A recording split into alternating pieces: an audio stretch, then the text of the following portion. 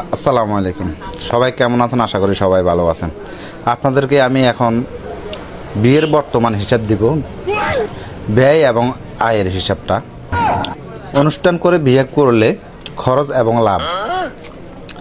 1 নম্বর কথা হলো, বউয়ের সোনা গয়না কিনতে সব মিলিয়ে 2 লক্ষ টাকা খরচ। খাওয়া খরচ, যেমন কি জামাইয়ের বাড়িতে মেহমানদেরকে খাওয়াইবো এবং নিজের সমাজের যে দাওয়াতি মানুষগুলো আছে তাদেরকে খাওয়াবে, সব মিলে 2 লক্ষ টাকা খরচ করলাম। 2 লক্ষ টাকা। প্যান্ডেল বাবদ খরচ 15,000 টাকা।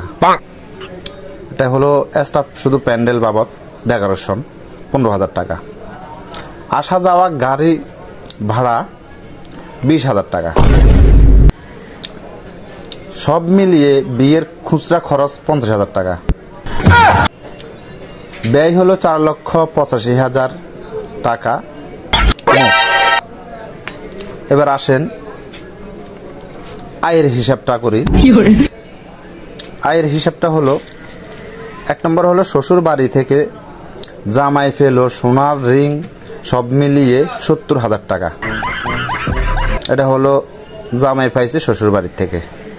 নিজের বাড়ি থেকে টেবিল বসিয়ে ফেলো 700 লোকের দাওয়াত দিলে অন্তত সবাই কম বেশ 500 করে 1,000 টাকা, এখন সর্বনিম্ন 1,000 টাকার নিচে দেওয়া যায় না, ওখানে 3 লাখ টাকা উঠছে। তো ফেলো মোট 3,70,000 টাকা। এখানে আবার একটা কথা আছে যে বউয়ের সোনা গয়না কিনতে যে 2 লক্ষ টাকা খরচ হয়েছে, এই টাকাটা খরচ না, কিন্তু তাদের কাছে রয়ে যাবে। এই 2 লক্ষ টাকাটা গয়নার টাকা তাদের কাছে রয়ে যাবে। তখন যদি আমি এই 2 লক্ষ টাকা এখানে আমি যোগ দিই, 2 লক্ষ টাকা আমি আরো যোগ দিই, তাহলে এখানে 2 লাখ টাকা যদি বাদ দিই আমি, তাহলে 2 লক্ষ টাকা মাইনাস করার পরে 2,85,000 টাকা বিয়ের সর্বমোট খরচ আসছে। সর্বমোট খরচ এখানে যদি আমি যোগ দিই ওই 2 লক্ষ টাকা, তাহলে এখানে আসে 5,70,000 টাকা। তো 5,70,000 টাকা থেকে আবার আমি বাদ দিব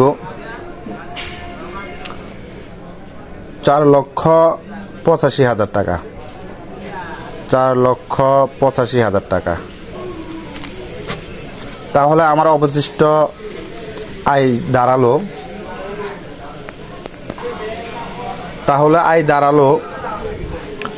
1,15,000 টাকা। এটা হলো মোট আমার লাভ।